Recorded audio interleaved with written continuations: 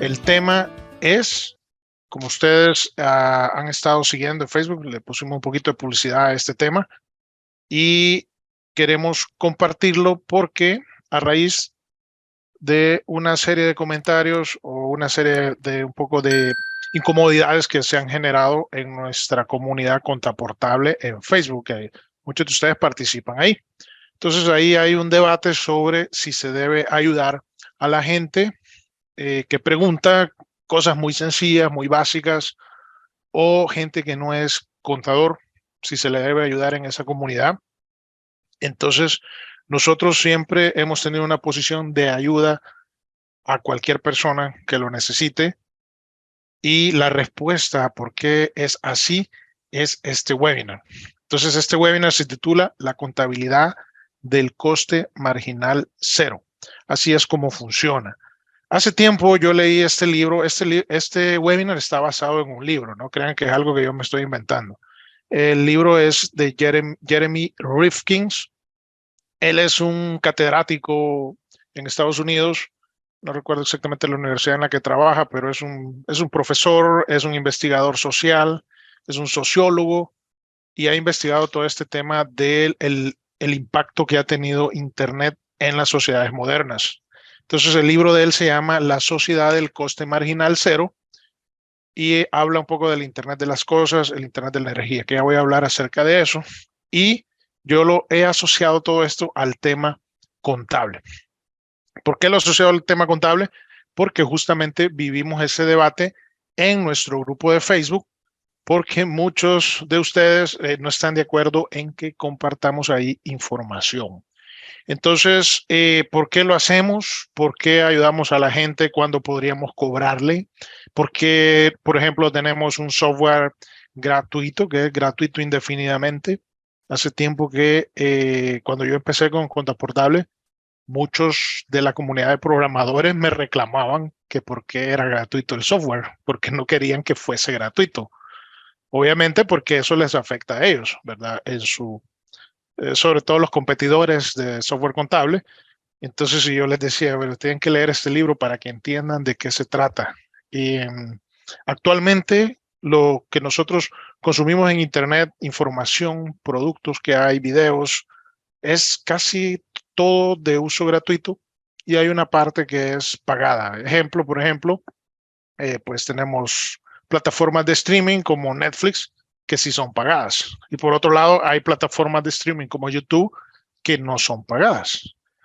Ahora bien, hay un costo por toda esa uso de esa plataforma porque al final nos meten publicidad, ¿verdad? De algo tiene que vivir YouTube. Sin embargo, estas plataformas que ahora todos conocemos y todos disfrutamos hubieran sido impensables hace un par de años. Y ahora, por ejemplo, vemos cómo se han comido a la televisión, a la industria local de televisión. Tal vez ustedes y yo todavía vemos televisión, todavía vemos los canales nacionales, pero créanme que los jóvenes no ven absolutamente televisión. Tengo el privilegio de tener dos hijos, una hija de ya 24 años, o sea, una millennial, y tengo el privilegio de tener un hijo de 15 años. Y este ya es generación Z, y esa generación Z ya absolutamente no ve televisión, o sea, no sabe, yo creo que ya ni sabe ni cómo se encendería un televisor. Entonces, todo esto lo vemos, estimados, vemos estos cambios que se están dando tan rápidamente y en el tema de la contabilidad sucede lo mismo. Existe la tendencia a creer de que podríamos nosotros cobrar por un servicio, por ejemplo, de asesoría en línea que damos en nuestra comunidad Contaportable.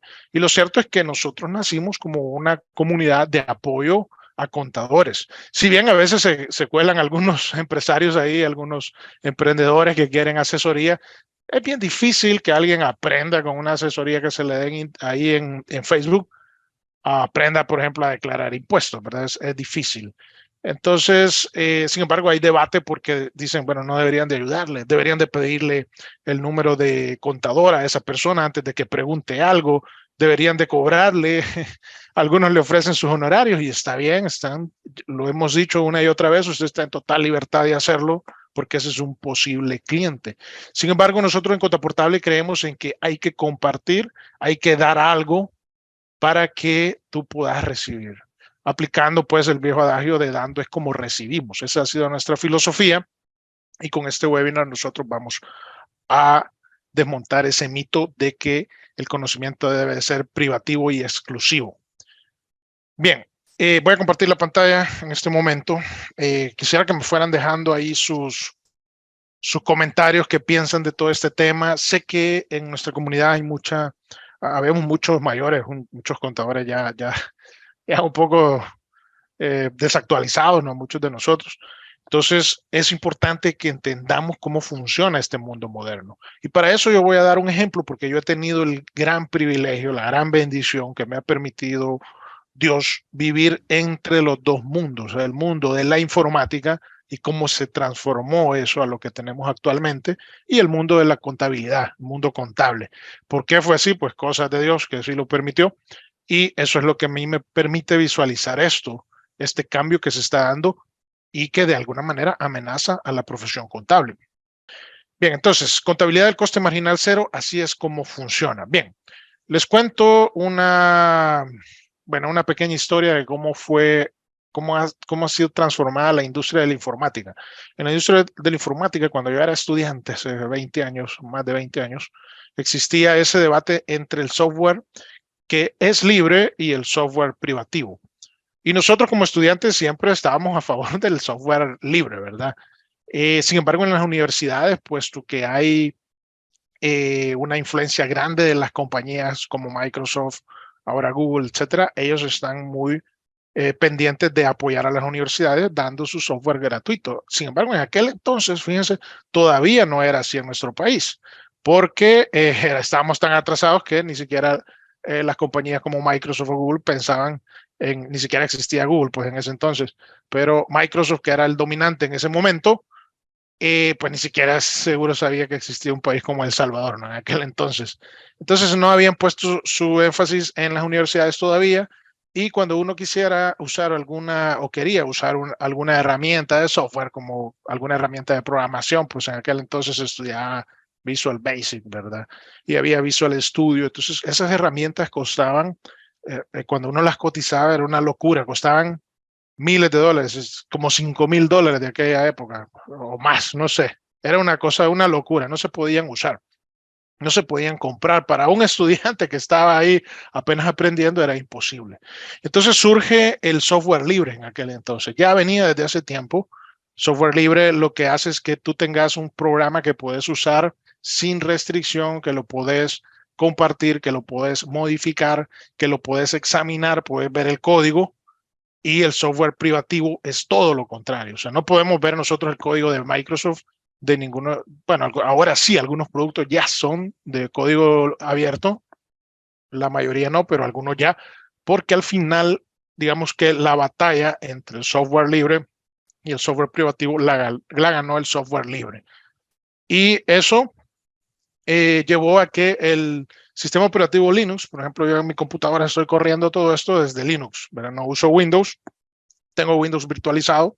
Ya les he dicho que algún día vamos a hacer un webinar de cómo correr el contraportable en una Mac o en un Linux a través de virtualización. Y eso se logra con un programa especial. La cuestión es que el software de uso libre, que está representado por Linux bajo licencia GNU, que es una licencia de uso público que te permite ver, modificar, distribuir. Lo único que no te permite esa licencia es apropiarte del código para venderlo. Fíjense qué interesante. Sí te permite distribuirlo, modificarlo, examinarlo. Y esto llevó, estimados, a una serie de desarrollos de programas y herramientas que competían al mismo nivel de calidad, casi al mismo nivel que el software privativo, el software de pago. Actualmente, si ustedes usan un teléfono Android, se va a dar cuenta que dentro de ese Android hay un sistema operativo Linux corriendo. Esto es interesante, ¿no? Porque muchos no saben qué es Android. Android corre bajo un sistema operativo Linux, una base modificada y especializada por Google para su uso del sistema operativo Android. Sin embargo, cuando vamos allá al centro histórico a que nos desbloqueen un teléfono, ¿qué es lo que decimos? Vamos a rutear el teléfono. Cuando decimos vamos a rutear, es un lenguaje de Linux, es el usuario root de Linux. El usuario root es el usuario principal que permite hacer todas las modificaciones y abrir el sistema operativo para hacer cualquier cambio. Esas cosas que o sea, a veces, si usted le tocaba ir a hacer eso, pues ve ahí que le conectan una USB y usan un programa para desbloquearlo, etcétera. Eso es lo que están haciendo, averiguando la clave de ese usuario root. Entonces, todo esto, estimados, es en lo que ha desembocado el software como Linux, que es un software libre.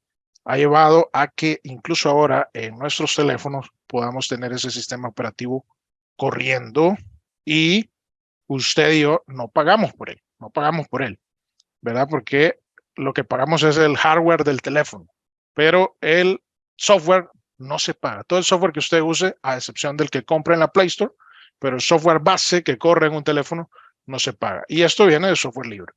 Entonces, esta historia que les cuento es para que ustedes vean cómo al final esta economía colaborativa y distribuida es la que ha ganado la batalla.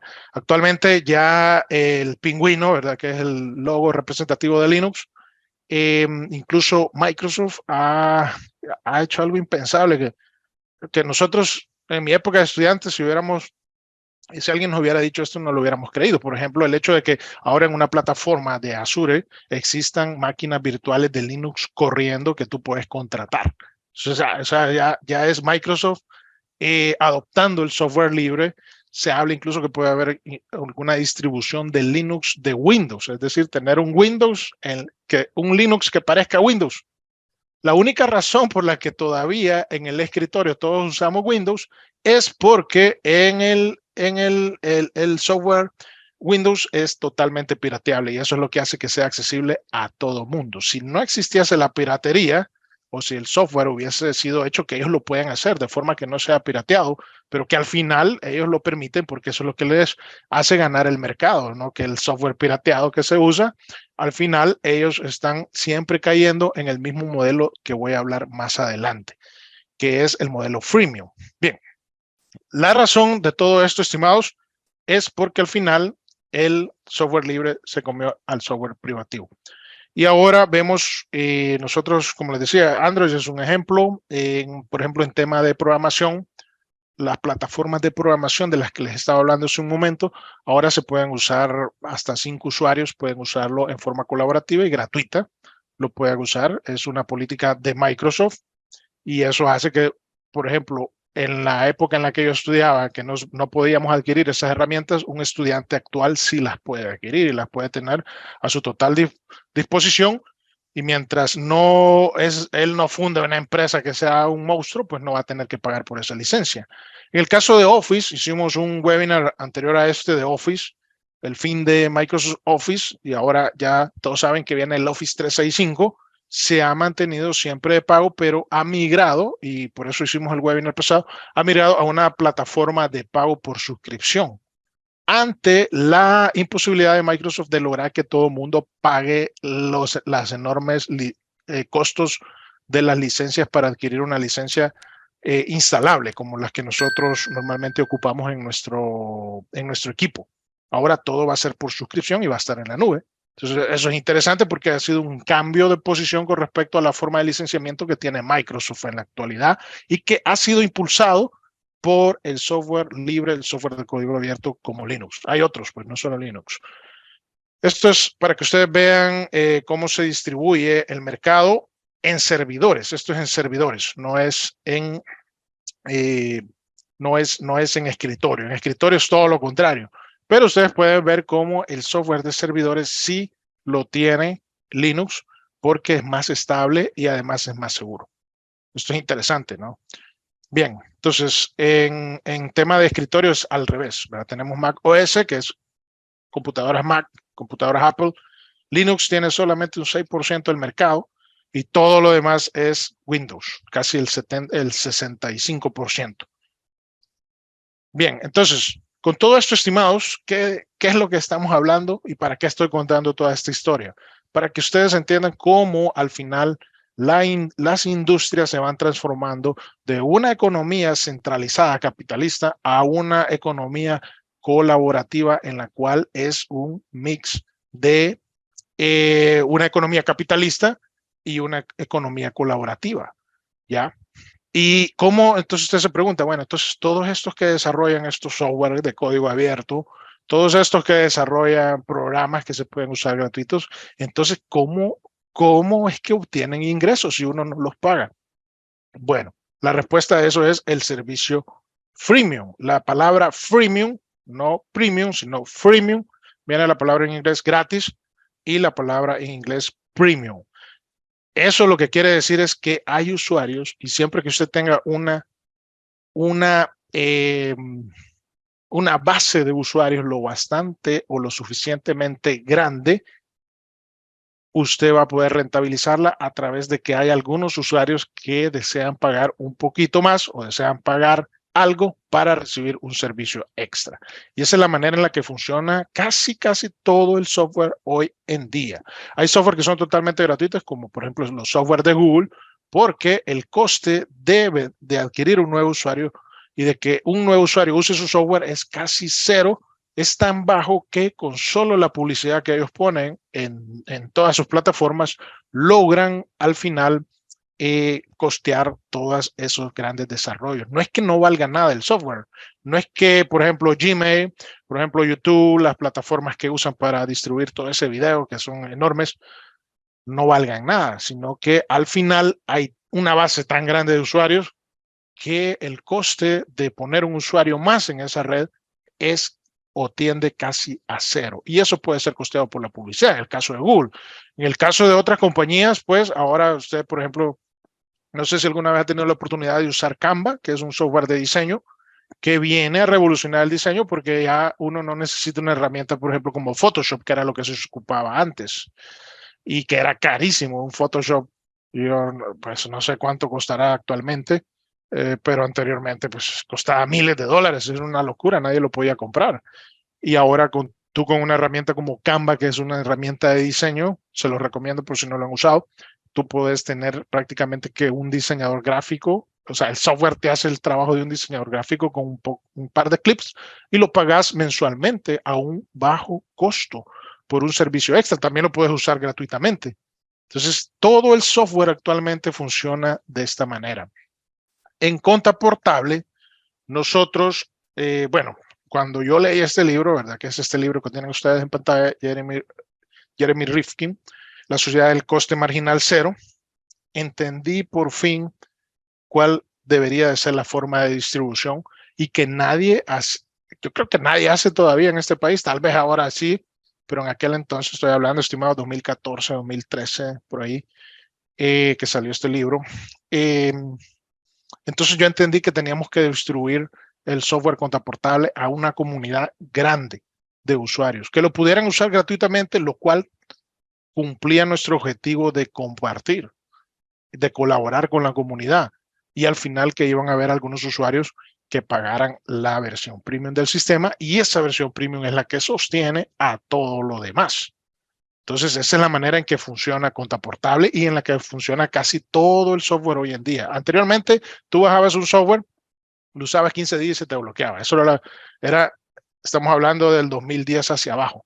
Era como funcionaba casi la mayoría del software. Además, era carísimo. Entonces, tenías que pagar una cantidad enorme y lo usabas y luego si querías una actualización tenías que volverlo a comprar el software. Si tenías que cambiar los equipos, había que comprar otra licencia. Había que pagar, porque esa es la manera en la que se costeaba el desarrollo. El desarrollo y el coste del software sigue siendo lo mismo. Y actualmente lo que sucede con los servicios freemium es que se distribuye ese costo entre un montón de usuarios que lo usan y aquellos que pagan los servicios o las características extras. Bien, ¿por qué digo todo esto? Porque en el libro de Rifkin se propone, por ejemplo, el fin del capitalismo por una economía colaborativa. Ejemplo de estos hay un montón, por ejemplo, Uber, el hecho de que cualquier persona puede poner su vehículo para que sea alquilado y que pueda ser usado por otra persona y de hecho eso es mucho más barato que comprar un vehículo. Te puedes imaginar lo que te cuesta un vehículo nuevo, lo que te cuesta la gasolina, lo que te cuesta el mantenimiento, lo que pagas de cuota, lo que pagas de intereses. Todo eso, el coste tiende a cero porque en una economía colaborativa como la de Uber, estamos hablando de vehículos, eso tiende a cero por cuánto todos colaboran en esa red. Ahí también está Airbnb. Si alguna vez ha viajado y ha usado Airbnb, se ha fijado que los costos son mucho más económicos que ir a un hotel, ¿no? Y te puedes quedar en una casa completa y usarla a un bajo costo. Entonces, son economías colaborativas que funcionan ya y que son el modelo de lo que viene. Bueno, aquí en el libro se habla un poco de que actualmente tenemos el Internet de la información. Falta el Internet de las cosas, no me voy a meter ahí, el Internet de la energía, que es el hecho de que podamos compartir energía entre distintos nodos de una red energética por medio de paneles solares. Pues todo eso falta para que se dé. No estoy diciendo que eso va a ser ya, pero es el futuro. Y todo esto pues nos lleva al coste marginal cero del que estamos hablando. Entonces, estimados, ¿de qué estamos hablando cuando nosotros, por ejemplo, fundamos una comunidad como Contaportale, en la cual tenemos ya el Internet normal que funciona actualmente, en el cual tú puedes compartir cualquier conocimiento y puedes colaborar en una comunidad, y a través de esa colaboración en comunidad, valga la redundancia, se genera un nuevo valor que puede ser distribuido entre todos los participantes de esa comunidad. Eso es lo que pasa, ¿no? Yo les decía a los que nos critican un poco porque tenemos la información libre ahí también en nuestro blog, pues hay mucha información. Yo tengo el proyecto, por ejemplo, de hacer un buscador de leyes en el cual puedan estar todas las leyes volcadas y puedan estar relacionadas unas con otras. No dudo que cuando hagamos eso nos van a criticar también, porque es prácticamente, pues, estaría ya a disposición las leyes relacionadas unas con otras, y pues ya no se necesita un contador para que te esté diciendo en qué consiste cada ley y cuáles son los artículos que están relacionados. Siempre se necesita, pero ya un no contable podía ocupar esa herramienta para asesorarse. Entonces, todas estas herramientas que van surgiendo de información, estimados, van a llevar a que finalmente tengamos que cambiar el chip de la era pasada, en la cual era una era industrial, en la cual todo se cobraba, en la cual nadie colaboraba y en la cual no había forma en que tú pudieras aprovechar una red de conocimiento como lo permite ahora el Internet.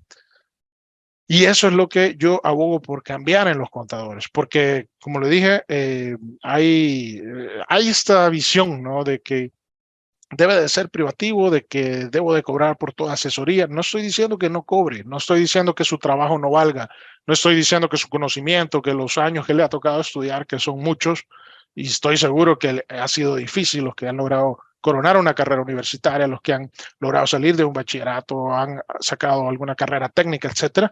No estoy diciendo que no cobre, solo estoy diciendo que ahora hay que ver las cosas desde otro punto de vista. Hemos hablado muchas veces de ofrecer un mayor valor.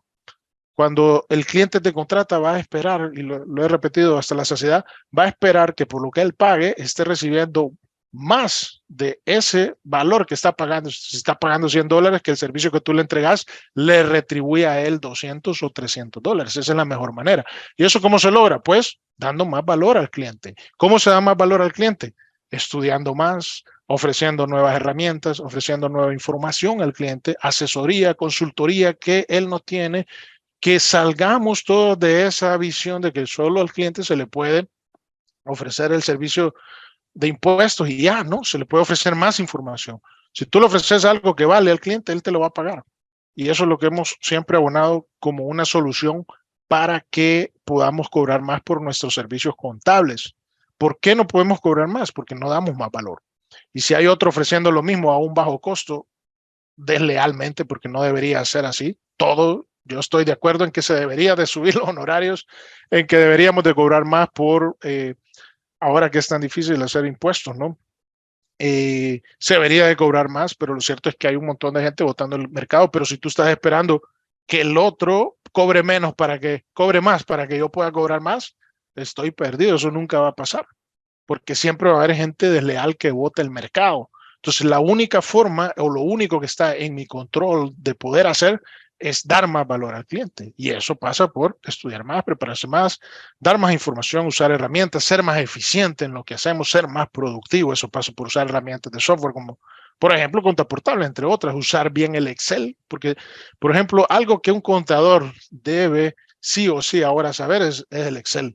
Y es algo en lo que hay mucha deficiencia. Si el contador no sabe usar Excel, todo el tiempo va a estar trabajando de más, va a estar trabajando extra.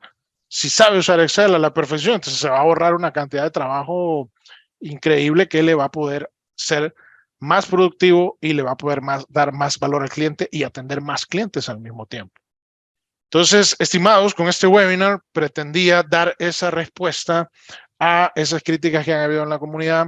Sé que es difícil cambiar el chip porque venimos y hemos sido enseñados de una forma, pero los cambios que hay actualmente son tan rápidos y ahora que nos enfrentamos, por ejemplo, a la realidad de una factura electrónica, estamos hablando ya de que el gobierno ha dicho, pues yo tengo mis reservas de si lo va a poder hacer, pero que en un año va a poner la factura electrónica para todo el mundo.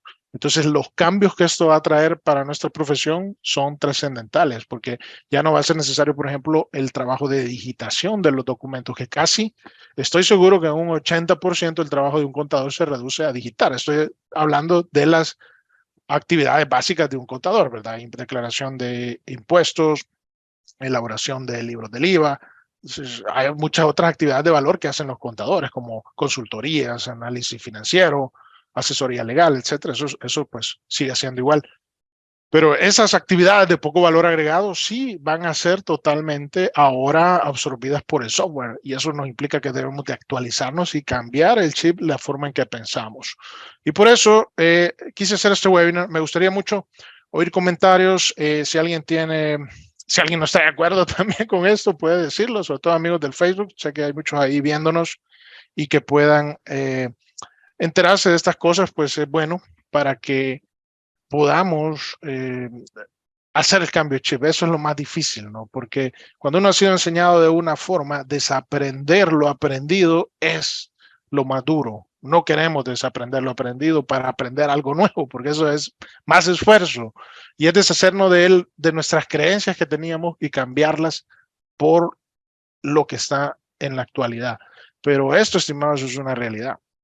Y viene y ya está siendo así. Por ejemplo, ¿qué va a pasar si tú ahora no tenés un software que te lea los archivos JSON que genera la factura electrónica? Necesitas la herramienta sí o sí para leer ese archivo y poderlo convertir a una partida, poderlo convertir a un libro del IVA. Pero si seguís pensando en que vas a solicitar la copia impresa de la factura, que en teoría no hay obligación de imprimir la representación gráfica. Basta con el medio, el medio electrónico, que sería el archivo JSON, el PDF, el correo, lo que te manden, para que tú puedas tener soportada una venta o una compra. Entonces, si no hacemos el cambio de chip, estamos perdidos, estimados. Ok, pues ahora sí me quedo aquí. Como dije, este va a ser un webinar bastante corto. Les agradezco también para todos aquellos que quieren recibir el material. Suscríbanse a la lista y ahí les enviamos el material de todo lo que hemos hablado aquí. La lista de distribución de correos, yo se las pongo por ahí en los comentarios para que puedan suscribirse y nos vemos el próximo miércoles siempre con un tema de interés para la comunidad de contadores. Gracias por participar a todos. Nos vemos próximo miércoles. Compartan y déjenos el like, déjenos el comentario también qué les pareció todo esto. Si no están de acuerdo, déjenos de mí porque me interesa saber lo que ustedes piensan. Bien, me quedo aquí. Nos vemos próximo miércoles, 8:30. Hasta luego.